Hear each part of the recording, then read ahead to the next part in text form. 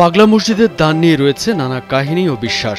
প্রচলিত রয়েছে এখানে দান করলে মনোবাসনা পূরণ হয়, তাই দেশে বিদেশে মানুষ নির্দ্বিধায় দান করেন এই মসজিদে। বছরে 4 বার খোলা হয় দান সিন্দুক, আর প্রতিবারই বেরিয়ে আসে বিপুল পরিমাণ অর্থ, স্বর্ণালঙ্কার ও বিদেশি মুদ্রা।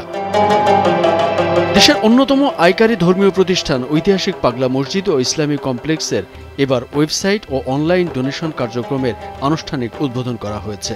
শুক্রবার সকালে মসজিদ চত্বরে আয়োজিত এক অনুষ্ঠানে জেলা প্রশাসক ফৌজিয়া খান প্রজেক্টরের মাধ্যমে এই ডিজিটাল প্ল্যাটফর্মের উদ্বোধন করেন। দেশের বিদেশের বিভিন্ন স্থান থেকে অসংখ্য মানুষ পাগলা মসজিদে দান করে থাকে।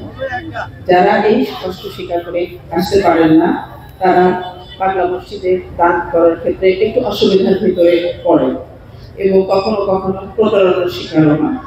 তো আমরা সবার এই সমস্যাটির কথা চিন্তা করে এই ওয়েবসাইটটি আজকে উদ্বোধন করতে যাচ্ছি।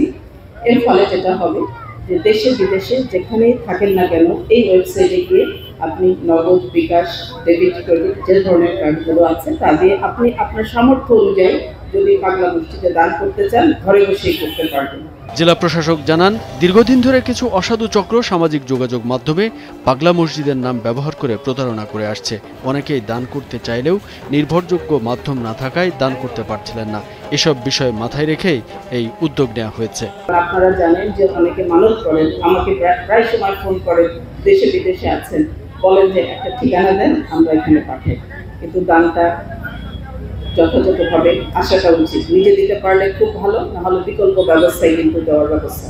এবং সেই বিকল্প ব্যবস্থাটি হলো আমাদের এই ওয়েবসাইটের মাধ্যমে আমরা ব্যবস্থা করেছি সবার সহযোগিতায়। উদ্বোধনী অনুষ্ঠানে উপস্থিত ছিলেন অতিরিক্ত জেলা প্রশাসক মেজাবির রহমত, মসজিদ পরিচালনা কমিটির সদস্য সচিব ও কিশোরগঞ্জ সদর উপজেলার ইউএনও মোহাম্মদ এরশাদ মিয়া, পাগলা মসজিদের খতিব মাওলানা আশরাফ আলী, আল জামিয়াতুল ইমদাদিয়ার অধ্যক্ষ মাওলানা সিব্বির আহমেদ রশিদ, বাংলাদেশ জামায়াত ইসলামীর কেন্দ্রীয় মজলিসের শুরা সদস্য ও জেলা আমির অধ্যাপক রমজান আলী, ইসলামী আন্দোলন বাংলাদেশের জেলা সভাপতি হাফেজ মাওলানা মোহাম্মদ আলমগীর হোসেন তালুকদার, এছাড়াও জেলা বিএনপির নেতৃবৃন্দ এবং স্থানীয় গণ্যমান্য ব্যক্তিবর্গ সহ মসজিদ পরিচালনা কমিটির সদস্যরা বক্তব্য রাখেন।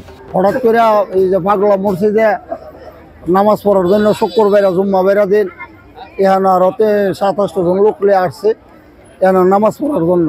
অনুষ্ঠানে উপস্থিত পাগলা মসজিদের ইমাম বলেন, দেশ বিদেশের ধর্মপ্রাণ মুসল্লিদের জন্য পাগলা মসজিদে দান করা এখন আরো সহজ ও স্বচ্ছ হলো।